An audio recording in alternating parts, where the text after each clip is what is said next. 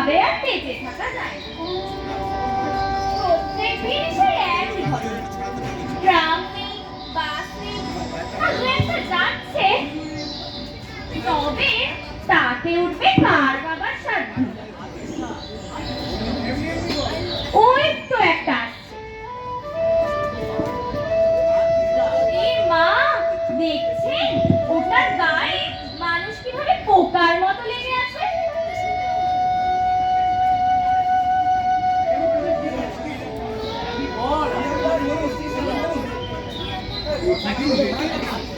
প্রতিদিন হেঁটে হেঁটে পা দুটোতে কিছু আর রইল না। কি আর করবেন বলুন, অফিসে তো যেতে হবে। প্রতিদিন অফিসের জন্য তো বেরোয় না, যুদ্ধ করতে বেরোয়।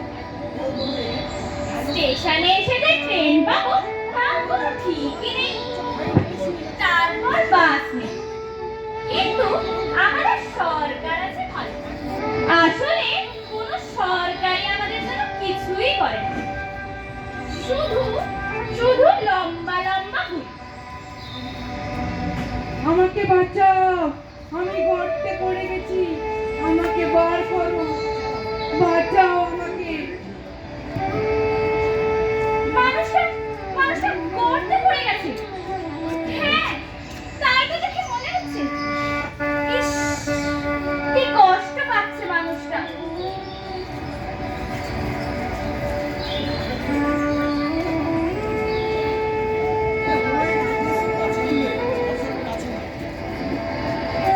আরে, একটা মানুষ গর্তে পড়ে গেছে।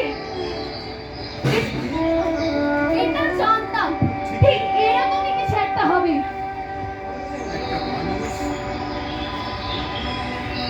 একটা মানুষ গর্তে পড়ে গেছে, একটা জ্যান্ত মানুষ গর্তে পড়ে গেছে, একটা মানুষ গর্তে পড়ে গেছে। এই ব্যাটা দেখি হই হট্টগোল বাঁধিয়ে দিল। এবার তাহলে আর কি, এখান থেকে চলেই যায়। হ্যাঁ, তাই ভালো। কোথা থেকে কি ঝামেলা এসে জুটবে কে জানে। দিদিমণি গো, মানুষটার কি হবে গো? দিদিমণি যেও না,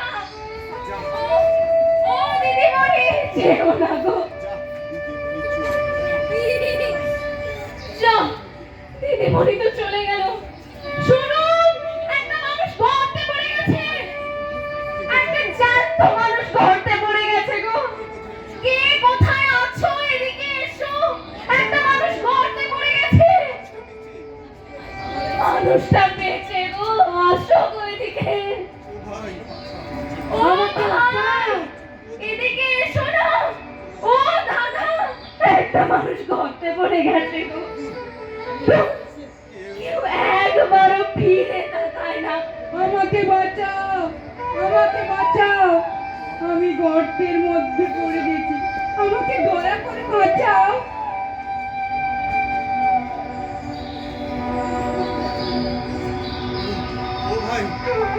ও ভাই, গর্তের মধ্যে একটা মানুষ পড়ে গেছে গো, ওকে তোলার একটা ব্যবস্থা করো গো।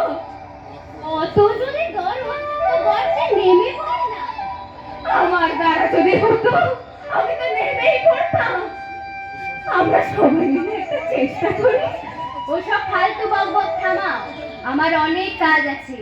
মাল খেয়ে রাস্তায় চললে গর্তে পড়বে না তো কি হবে? এই যে ভাই, কাল কপায় টেনেছিলে, কাল বোধহয় পকেটে কিছু আমদানি হয়েছিল। মাল টেনে যখন রাস্তা দিয়ে যাচ্ছিলে, মনে হচ্ছিল তুমি পৃথিবীর বাদশাহ হয়ে গেছো। এখন গর্তের মধ্যে বাদশাহ হয়ে থাক। শুনুন দাদারা, আমার কোনো দোষ নেই, মালও খাইনি। কাল রাতে লোডশেডিং এর সময় গর্তে পড়ে গেছি, অনেক রাত হয়ে গেছিল, তাই জোরে পা চালিয়ে বাড়ি ফিরছিলাম। দয়া করে আমাকে গর্ত থেকে ওঠাও। আমার অবস্থাটা একবার ভাবো, কাল রাত থেকে আমার স্ত্রী আমার জন্য পড়তে বসে আছে। তাতে আমার কি হয়েছে? শুনলেন তো মশাই, এবার তাহলে একটা ব্যবস্থা করুন। তুই এখন এখানে দাঁড়িয়ে আছিস? ভাগ সারা, বললাম না আমার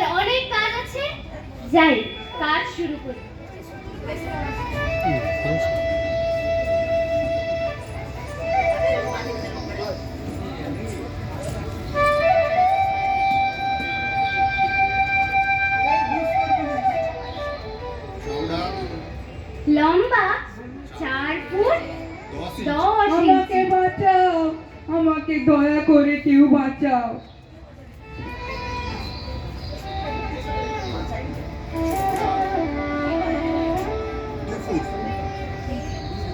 চওড়া চওড়া 2 ফুট 5 ইঞ্চি আর অনেক অনেক গভীর, শেষ পর্যন্ত দেখাই যায় না।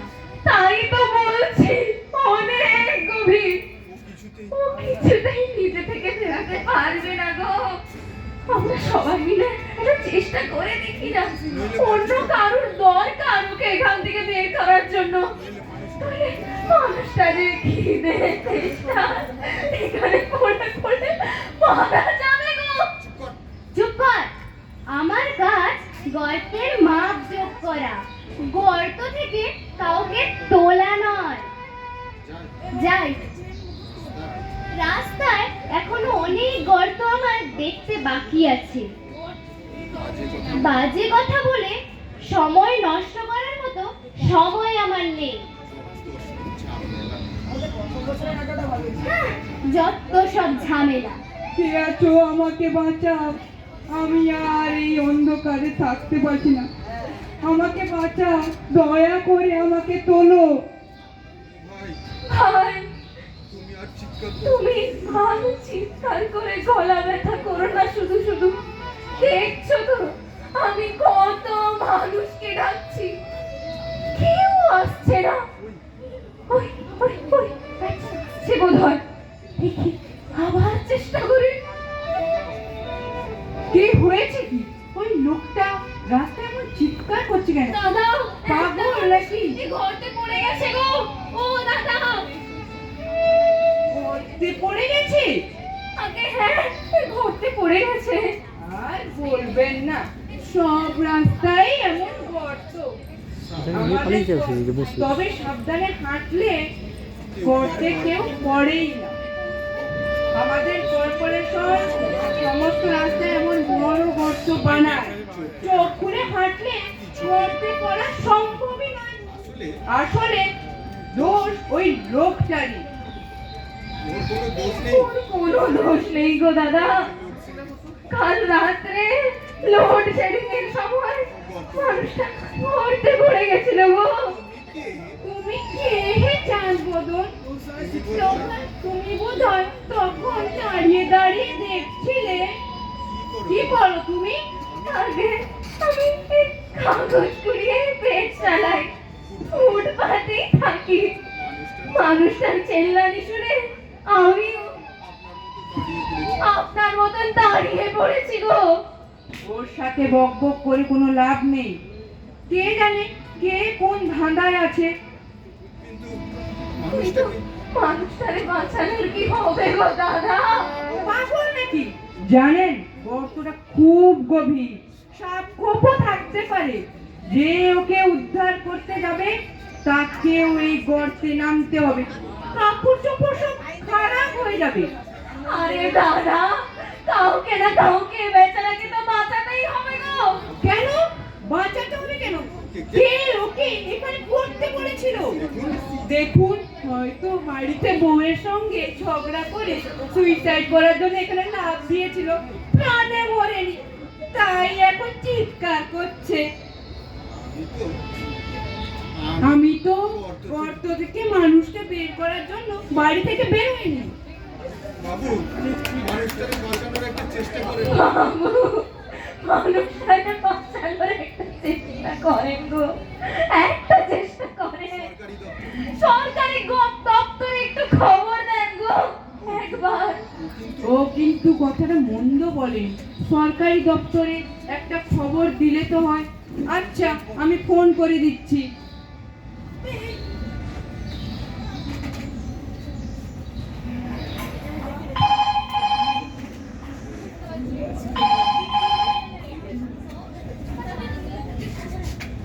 Hello hello, Contai municipality? কি বলছে? আপনি কে? ও সব জেনে আপনার কোনো লাভ নেই। হ্যালো হ্যালো, কি বলছে? জোরে বলবো?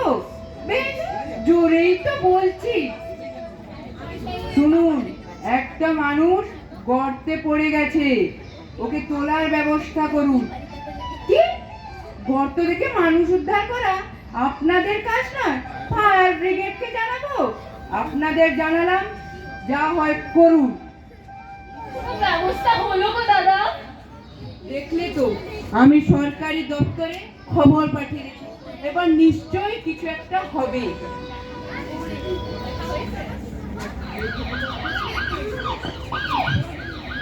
দেখি পুলিশ আসছে কেন? হ্যাঁ তাই তো, পুলিশ। আমি কেটে পড়ি, পুলিশ মানে হুজ্জুতি। সরে যান, সরে যান, রাস্তা থেকে সরে যান, রাস্তা ছাড়ুন। বেআইনি ভিড় জমাচ্ছে লোকটা, আহাম্মক কথা কয়। আপনাদের কি মাথাটা খারাপ হয়ে গেছে? গর্তে পড়ে যায় লোক দেখেননি কখনো আপনারা? এ কি আশ্চর্য জিনিস! এ দেখার জন্য আপনাদের ভিড় জমাতে হবে? হাঁটো, ভাগ হয়ে আসে, নইলে এক্ষুনি লাঠিচার্জ করবো। বদমাইশটা ইচ্ছে করে গর্তে নেমেছে, গর্তে নেমে লোক জমিয়ে পয়সা রোজগার করার নতুন ফন্দি এঁটেছে। শহরে জলের পাইপ নষ্ট করার মতলবে তুমি গর্তে নেমেছো, যাতে শহরে কলিরা ছড়ায়। তোমাকে তো আমার বিদেশের গুপ্তচর বলে মনে হচ্ছে। দোহাই পুলিশ সাহেব, দোহাই পুলিশ সাহেব, দয়া করে দয়া করে আমার কথাটা একবার শুনুন। মানুষটা, আমাকে বাঁচাও, মানুষটা বেচারা, দয়া করে একটা বাঁচাও। বেচারা মানুষ সে। সে গুপ্তচরও নয় আর বদমাইশও নয়, এই শহরেরই একজন সাধারণ লোক গো, সাধারণ গরিব লোক। যে নতুন বাড়ি তৈরি যে সব নতুন ঘর বাড়ি তৈরি হয়, হয়, যে সব অট্টালিকা তৈরি হয় দেখছেন আপনারা, তাতে তাতেই ইট তোলার কাজ করে। পেট চালায় গো, পেট চালায়। মানুষটারে তোলার চেষ্টা মানুষটারে তোলার চেষ্টা করুন দাদা, আপনার পায়ে পড়ি। জিজ্ঞেস করে দেখ। জিজ্ঞেস করে দেখ তো কিছু মাল করি পাওয়া যায় কিনা। সকাল থেকে একটু বেলা হয়ে গেল, একটুকু পয়সা আমদানি হলো না। এই যে ভাই, এই যে ভাই, এই যে ভাই, গর্তের মানুষ কিছু টাকা পয়সা দিতে পারবে, তবেই পুলিশ দাদা তোমাকে বাঁচাবে গো, তবেই বাঁচাবে। কি বলছো? নেই? একেবারেই নেই? আমার কাছে যা, আমার কাছেও তো নেই। কি বলছে নেই? বাজে কথা বলার জায়গা পাও না। ইনি বলেন এক নম্বরের গুপ্তচর। সাধারণ মানুষ হলে খুব তাড়াতাড়ি আমাদের কথায় রাজি হয়ে যেত। আসলে সবাই জানেন, পুলিশকে কিছু উপরি না দিলে কিস্তুতি হয় না। ঠিক আছে, ঠিক আছে, ঠিক আছে, এখন চটপট করে চলুন দেখি থানায়। থানায় গিয়েই সব বোঝা যাবে। পুলিশের কিছু বুঝতে বাকি থাকে না। ব্যাপারটার উপযুক্ত ইনভেস্টিগেশন করতে হবে। নিজের নাম বলো। নিজের নাম বলতে কি? আগে সাহেব পঞ্চানন তোলা পাত্র। বাবার নাম? সাহেব শ্রীরাম তোলা পাত্র। তা তোমার বয়স, ঠিকানা? তোমাকে এ নাও, তোমার নামে চালান কাটা হচ্ছে। বলে দাও। এ নাও তোমার চালান। কাল সকাল 10টায় ছামাক স্ট্রিট থানায় গিয়ে হাজির হবে। ও গো পুলিশ দাদা, লোকটা যদি গর্ত থেকেই না বেরাতে পারে, তোমার পুলিশ থানায় হাজির হবে কি করে একটু বলে দাও তো আমায়। সব আমরা জানি না। ও সব আমরা জানি না, ওকে কালকে অবশ্যই হাজির হতে হবে। শুধু কি খালি হাতেই ফিরে যাব? এই বেটা, এই বেটা, খুব তো বক বক করছিস এতক্ষণ, কিছু আছে তো ছাড়। আরে আরে নিয়ে নিবে, তুমি নিয়ে নিবে। ছাড়িয়ে না বলো। দেখুন না, দেখুন দাদা, দেখুন আমাদের দেশে পুলিশের হালত। অফিসাররা কাগজ করিয়ে পেট চালায়, সালা আমার কাছ থেকে পয়সা নিয়ে গেল। ও ভাই, ও ভাই, বেলা তো অনেক হলো, কিছু খাবে তো? দেখি দেখি কিছু ব্যবস্থা করতে পারি কিনা। এর থেকে বেশি তো আমি আর কিছুই করতে পারবো না গো। যাই বেরিয়ে যাও। যাই দেখি। শুনুন শুনুন শুনুন, গর্তে পড়ে যাওয়া মানুষটার খবর কর্পোরেশনে পৌঁছলে উপযুক্ত আলোচনা করে ব্যাপারটা পুরমন্ত্রীর কাছে পাঠানো হয়। পুরমন্ত্রী আশ্বাস দিয়েছেন যত তাড়াতাড়ি সম্ভব দপ্তরে বৈঠক রাখবেন, প্রয়োজনে মুখ্যমন্ত্রীর সাথেও আলোচনা করবেন।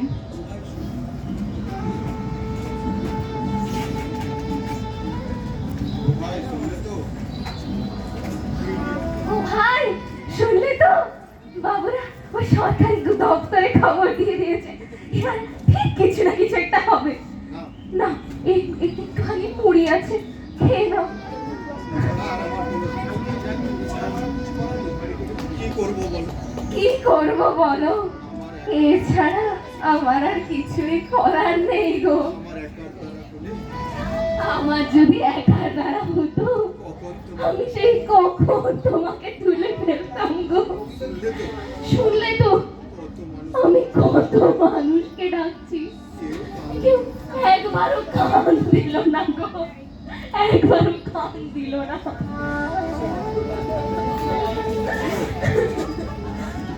হ্যালো, আমার নাম পেরি গ্রেগ। নমস্কার মেম সাহেব, নমস্কার। এই গর্তের মধ্যে না একটা মানুষ পড়ে গেছে, তাকে বাঁচানোর একটা চেষ্টা করুন না। ওকে, ফাইন ফাইন। গর্তে পড়ে যাওয়া লোকই তো আমার দরকার, কিন্তু সাহায্য তা কি করে সম্ভব? আমি মাত্র 8 ঘন্টা সময়। 8 ঘন্টা কেন? 8 ঘন্টা কেন? আপনি 1 ঘন্টা, 2 ঘন্টা, 3 ঘন্টা যত খুশি সময় নিন। আমার শুধু কয়েকটা প্রশ্নের জবাব চাই। বলুন মেম সাহেব, বলুন। লোকটা কখন থেকে গর্তে পড়ে আসবে? আগে মেম সাহেব, কাল রাত থেকে গো। কাল রাত থেকে তো বুঝলাম, কিন্তু তোমার কি মনে হয় কবে থেকে? কি হে, উত্তর দিচ্ছ না কেন? মনে হচ্ছে যেন হাজার হাজার বছর কেটে গেছে। How wonderful! আমি তো এরকমই উত্তর আশা করেছিলাম। আচ্ছা বলো, তুমি যখন গর্তে পড়েছিলে তোমার কিরকম মনে হচ্ছিল? আমাকে বাঁচাও, আমাকে গর্ত থেকে দয়া করে তোলো। আপনি তো আচ্ছা মানুষ, মেম সাহেব, আপনি তো আচ্ছা মানুষ। মানুষটাকে বাঁচানোর চেষ্টা করুন। মানুষটাকে বাঁচানোর কোনো চেষ্টা নেই, একের পর এক প্রশ্ন করে যাচ্ছে। আর কিছুক্ষণের মধ্যে যদি না তুলতে পারি মেম সাহেব, লোকটা যে মারা যাবে গো, লোকটা মারা যাবে। তুমি জানো এদেশের বাইরে ওখানে কত আলোচনা হবে?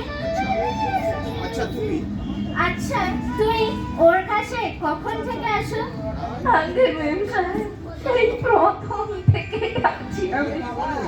তোমার কি মনে হচ্ছে ও কি এই গর্তে খুশি নয়? কেমন করে হবে বলুন তো? একেবারেই নয়। বড় অকৃতজ্ঞ তোমরা। এটা কেন ভাবছো না?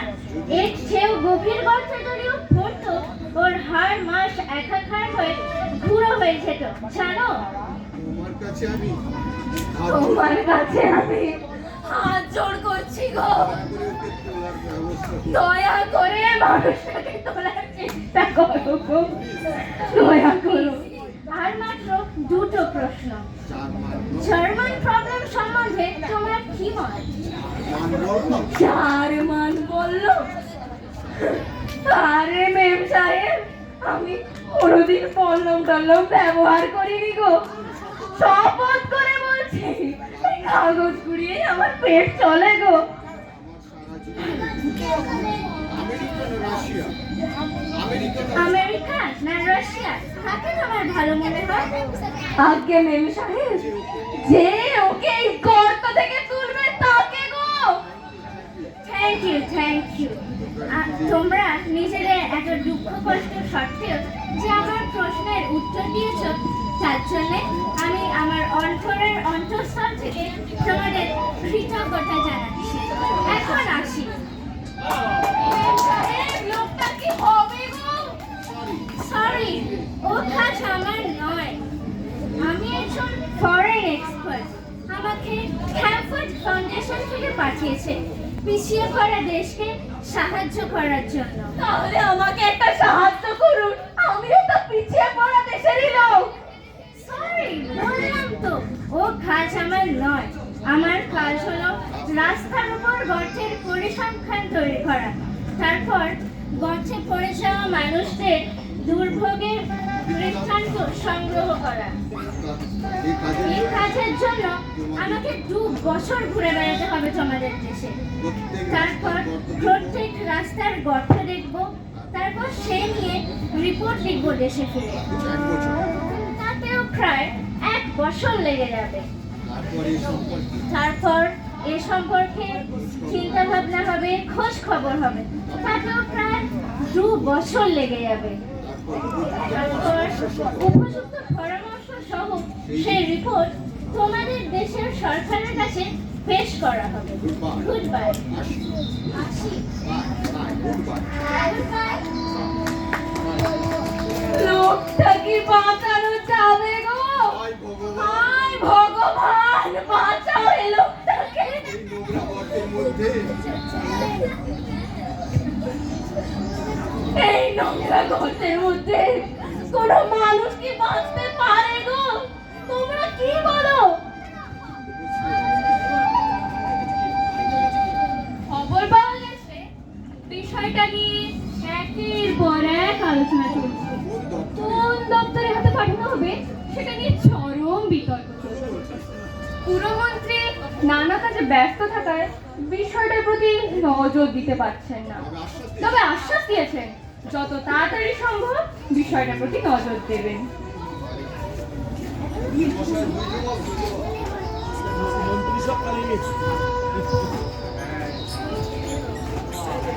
এই দেখেছেন কাণ্ড, একটা লোক গর্তে বসে জল খাচ্ছে। আরে ঘরে গিয়েও তো জল খেতে পারতো। কি আশ্চর্য লোক তো, সেই সকাল থেকে গর্তে বসে আছে। আমার তো মনে হচ্ছে কোন সাধু সন্ন্যাসী।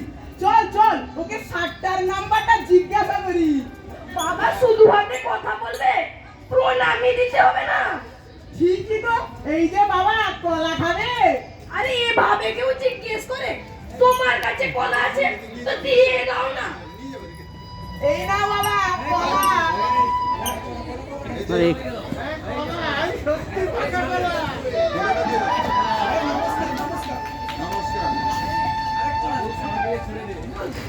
বাবা মোদের ধ্যান জ্ঞান, বাবা মোদের প্রাণ। এই যুগেতে গর্ত বাবা নতুন মহাপ্রাণ। গর্ত বাবার নামে সবাই মন্ত্র লহ ভাই। দুঃখ কষ্ট সমুচে স্বর্গে যাব ভাই। এবার নম্বরটা বলো বাবা। কি বাবা যে কোনো আওয়াজ দিচ্ছে না। এই যে বাবা নম্বরটা বলো। আগে বাবু বাড়ির নাম্বার। আরে বাবা বাড়ির নম্বর নয়, ওই লটারির নম্বর। আমি কোনো বাবা টাবা নই, শহরে এক গরিব লোক, ইট তোলার কাজ করি। কাল রাত 11টায় এই গর্তে পড়ে গেছি। কেউ আমাকে সাহায্য করছো না কেন? কিরকম শয়তান লোক তোমরা? এই এতগুলো কলাকে আমাদের নাকি শয়তান বলছে, তারপর সারা লটারি নাম্বারটাও দিচ্ছে না। সালাম মারবো মাথায়, ঢিল তুলে সালাম মাথা ফাটিয়ে দেবো। কি আহাম্মক তুমি, বুঝতে পারছো না? বাবা তো লটারি নাম্বার বলে দিয়েছে। কত নম্বর বলেছে? 11 অর্থাৎ 1-এর বিঘে 1। উরে, চল চল নম্বর লাগাই, টাইম চলে যাচ্ছে। বাবা মোদের জ্ঞান জ্ঞান, বাবা মোদের প্রাণ। এই যুগেতে গর্ত বাবা নতুন মহাপ্রাণ। গর্ত বাবার নামে সবাই মন্ত্র লহ ভাই। দুঃখ কষ্ট সব মুছে স্বর্গে যাব ভাই। চল চল। আরে দাদারা আসুন আসুন, লোক থেকে বাঁচিয়ে চল। যা, দাদারাও চলে গেল।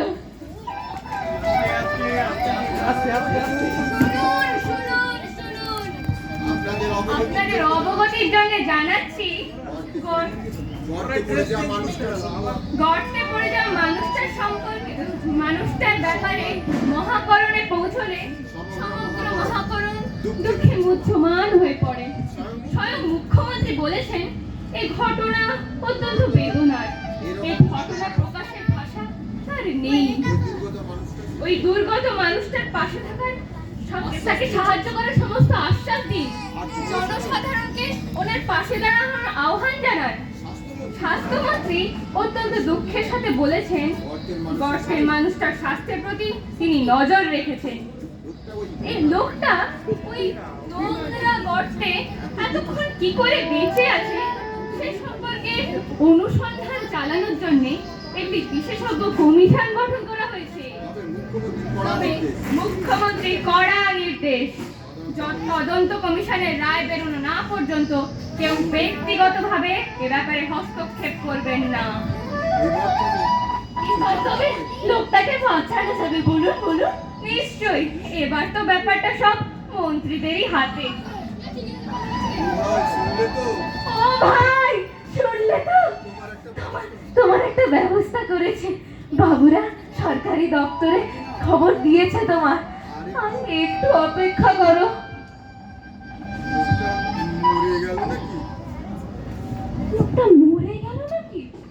যা, মরে যাওয়াই ভালো। ভালো, এই দেশে মানুষ বলে কেউ আছে নাকি?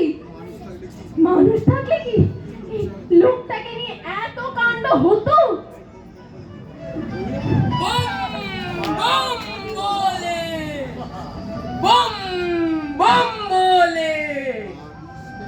কাঁদিস কেন বেটা? আগে বাবু, দয়া করে দয়া করো, তো মানুষ দয়া করো। একটা জলজান্ত মানুষ এই গর্তের মধ্যে পড়ে গেছে গো। তো মানুষকে বললাম কত মানুষকে বললাম, ওকে তোলার ব্যাপারে কেউ একটু সাহায্য ওকে করুন। তোলার জন্য একটুও সাহায্য করলো না। সরকারি দপ্তরে খবর গেছে, সব সরকারি দপ্তরে পর্যন্ত খবর গেছে, তাও দেখুন হালত সেই একই একই। ওলা ছেলে ভোলা ছেলে, আর মূর্খ, অগাধ মূর্খ, ছোট গর্ত থেকে ছোট বেরিয়ে গর্ত থেকে বেরিয়ে বড় এসে বড় গর্তে ঢুকতে চাইছিস? আরে আরে আহমদ, গোটা সংসারটা একটা বিশাল গর্ত। সবাই একটা গর্তের মধ্যে রয়েছে, কেউ ছোট কেউ বড় গর্তে। গর্তের মধ্যে থাকাটা বা না থাকাটা মানুষের ইচ্ছাধীন নয়, একমাত্র ভগবানই তোমার ইচ্ছা পূরণ করতে পারে। বাবা গো বাবা, তোমার তো ঐশ্বরিক ক্ষমতা। তুমি একটু সাহায্য করো গো লোকটাকে তুলতে, সাহায্য করো গো। কি রাস্তা, কি নর্দমা, কি গর্ত, কি খানা, এসব মায়ার জগৎ, সব সমাজ।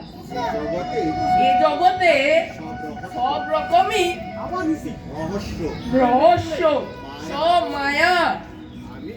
আমি সোজা হরিদ্বারে যাচ্ছি ধর্ম সম্মেলনে। সাহায্য করবো রে বেটা, তোকে কি করে সাহায্য করবো রে বেটা? আমি তো ভগবানের সেবক, আমি তো ভগবানের সেবক, তার আদেশ ছাড়া আমি কিছুই করতে পারি না। তবে হ্যাঁ, অবশ্য তোকে আশীর্বাদ দিতে পারি, যেখানেই থাক সুস্থ থাক বেটা, সুখে থাক। বেটা বাবা বাবা, ও বাবা, বাঁচাও গো লোকটাকে, বাঁচাও।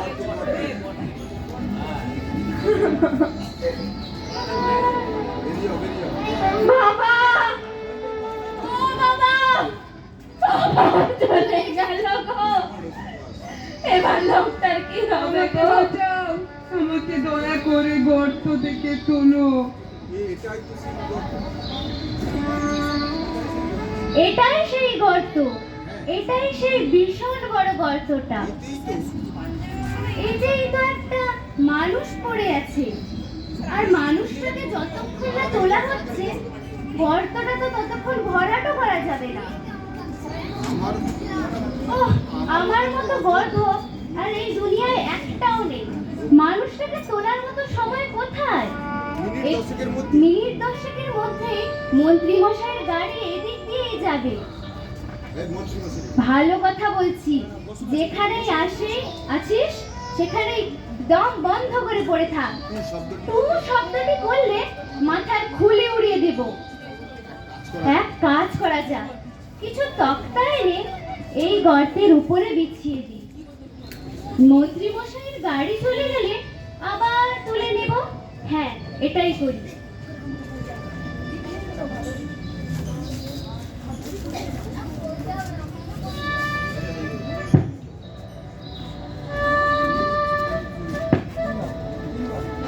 শুনুন শুনুন শুনুন, জোর খবর জোর খবর জোর খবর, নির্বাচন এসে গেছে।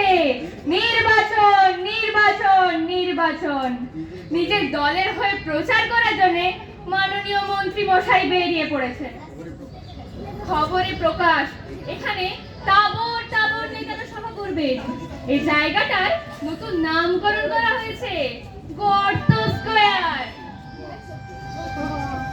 ওই ওই মন্ত্রী মশাই আসছেন। হনুমানলাল জিন্দাবাদ, জিন্দাবাদ জিন্দাবাদ হনুমানলাল জিন্দাবাদ, জিন্দাবাদ জিন্দাবাদ হনুমানলাল জিন্দাবাদ। জিন্দাবাদ জিন্দাবাদ। আজ আপনাদের এই কথা আর বুঝিয়ে বলার কোনো দরকার নেই। চক্রান্তকারীরা বিভিন্নভাবে আমাদের রাজ্য সরকারকে হে প্রতিপন্ন করায় লিপ্ত। যারা ওসব কথা বলে তাদের কাজ হলো আমাদের রাজ্য সরকারের উৎসারটনা করা। আমি আজ পুরো শহর ঘুরে দেখেছি, কোনো রাস্তায় কোনো গর্ত নেই। কোনো রাস্তায় কোনো গর্ত ছিল তাও মনে হয় না। পরিষ্কার পরিচ্ছন্ন রাস্তা। এসব সত্ত্বেও আমরা আমাদের সীমিত ক্ষমতা নিয়ে আপনাদের সহযোগিতা করছি করে চলেছে। এবং গর্তের রাস্তায় তোলার ব্যাপারে আমার সমস্ত রকম পদক্ষেপ নিচ্ছি এবং জনবাহনকে গর্তের লোকের পাশে দাঁড়াবার আহ্বান জানাচ্ছি। আশা করি পরে নির্বাচনে আমাদের মুন্ডু চিহ্নে ভোট দিয়ে জয়যুক্ত করবে। মুন্ডু চিহ্নে ভোট দিন, ভোট দিন ভোট দিন মুন্ডু চিহ্নে ভোট দিন, ভোট দিন ভোট দিন মুন্ডু চিহ্নে ভোট দিন, ভোট দিন ভোট দিন ডান্ডা চিহ্নে ভোট দিন, ভোট দিন ভোট দিন ডান্ডা চিহ্নে ভোট দিন, ভোট দিন ভোট দিন ডান্ডা চিহ্নে ভোট দিন। ভোট দিন ভোট দিন।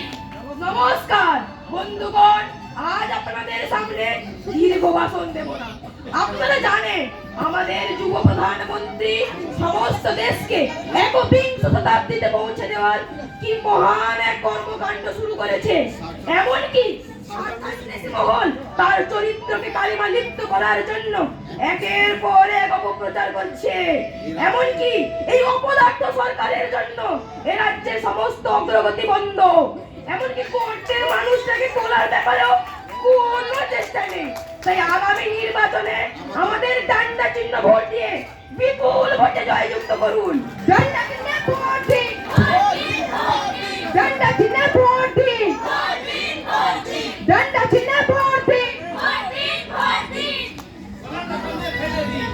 আপনারা তো সবই শুনলেন। মানুষটাকে বাঁচানোর কোনো লোক পাওয়া গেল না, আর এখন মানুষটাকে শান্তিতে মরতেও কেউ দেবে না।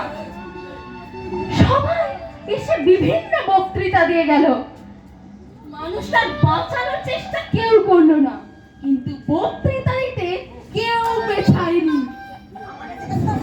ওই যে আরেকজন আসছে, দেখি আরে আবার চেষ্টা করি।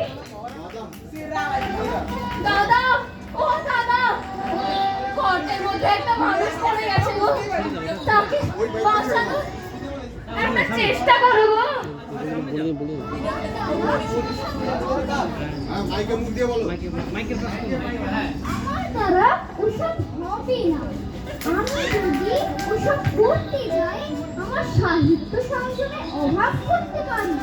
এমনকি সাহিত্য উদ্দেশ্যমূলক হয়েও যেতে পারি, যার জন্য আমি এই দুটো ব্যাপারে একটু সতর্ক থাকতে চাই। আমি বরং এই বিষয়টা আলোচনার জন্য আমাদের কবি সম্মেলনের কাছে প্রস্তাব রাখতে পারি।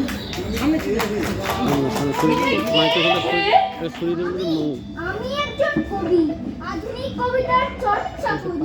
100 বছর আগে যা লেখা হবে তাই আমি লিখি। আমার একটা কবিতা সংকলন আজ বেরিয়েছে, যা হলো অন্ধকারের প্রভাব। কেমন না শোষিত, নিপীড়িত, দুর্গত মানুষদের নিয়েই আমার কবিতা। আর তোমাকে একটা কবিতা সংকলন দিয়ে যাচ্ছি।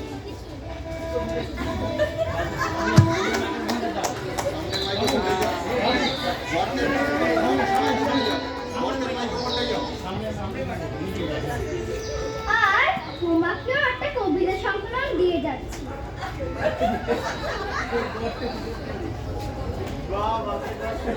গর্তের মধ্যে বসে মন দিয়ে পড়ো। মানুষটারে তোলার কি হবে গো কবিতাল্লা? বললাম না, এসব আমাদের সাংস্কৃতিক কাজকর্মের মধ্যে পড়ে না। এসব প্রতিদিনের সাংসারিক কাজের দড়িতেই তোমরা বাঁধা। তোমরা আমরা যদি একইভাবে সব জিনিস দেখি, তাহলে সাহিত্য হবে কিরকম করে? কি বললে? কি বললে? দড়ি? তোমাকে অবশ্য আমাকে অবশ্য এসব বলাই। থামো থামো থামো থামো, তুমি কি বললে যেন? দড়ি? না, হ্যাঁ, একটা দড়ি জোগাড় একটা দড়ি জোগাড় করলেই তো মানুষটাকে সেখান থেকে তোলা যেতে পারতো। এতক্ষণ তো এই কথাটা আমার মাথায় আসেনি। এই নাও তোমার কবিতা সংকলন। যাই, যা ফিরে দিল, তাই জন্য যে এদেশে কিছু হলো না। সৎ সাহিত্যের প্রতি দেখছি কারো নজর নেই। আমাকে বাঁচাও, আমাকে বাঁচাও, আমাকে দয়া করে গর্ত থেকে এবার তোলো। এই যে ভাই গর্তের মানুষ এই যে ভাই গর্তের মানুষ, পথ পাওয়া গেছে, পথ পাওয়া গেছে। এই যে আমি দড়ি এনেছি, এই দড়ি তুমি শক্ত করে ধরো, আমি এপাশ থেকে টানছি। একা একা পারবো তো? এদিকে তো দেখছি না। এদিকে তো কাউকে দেখছি না। এদিকে তো কাউকে টানবার লোকে দেখছিও না। এই আপনারা বসে আর থাকবে এখন আপনারা বসে থাকবে এই যে সবাই বসে আছেন, আপনারা কি এখনো বসে থাকবেন? একটু একটু ধরবেন না? সকলে মিলে ধরলে মানুষটাকে তো তুলে ফেলা যেত। আসেন গো সবাই, আসেন, নিজেদের বাঁধন ছেড়ে ধরেন গো সবাই মিলে। আসুন সবাই আসুন।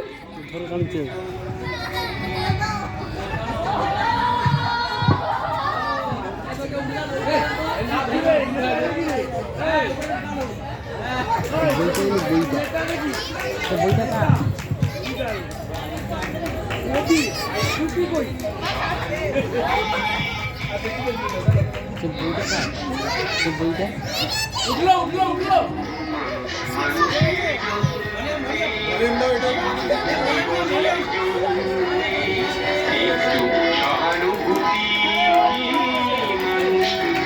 আজকের নাটক এই পর্যন্ত। আমাদের মানুষের মধ্যে মানুষের